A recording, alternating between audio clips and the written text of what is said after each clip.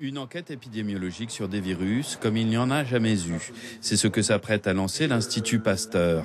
EpiArbo, c'est son nom. L'enquête permettra de savoir dans quelle proportion la population a été atteinte du chikungunya ou du Zika ou de la dengue et de ses 4 sérotypes.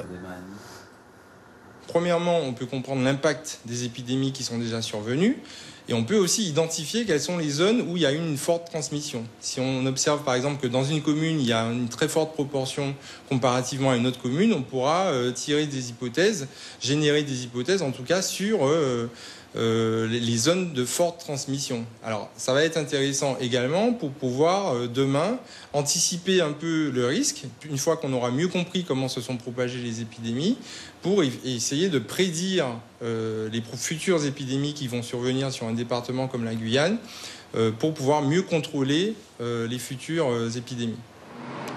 L'estimation portera sur un panel de 2500 personnes de 2 à 75 ans, sélectionnées par tirage au sort, en fonction d'une répartition géographique représentative du territoire de l'ensemble de la Guyane. Chaque personne connaîtra les résultats de son prélèvement et saura s'il a été en contact ou non avec les virus recherchés. Dans l'enquête EpiArbo, on va tirer au hasard un certain nombre de personnes dans la population guyanaise. Et là, on va s'intéresser aux 22 communes. Et pour toutes ces personnes, on va leur administrer un questionnaire d'une quinzaine de minutes. Et pour les personnes qui acceptent de participer à l'étude, évidemment, on va prélever un tube de sang.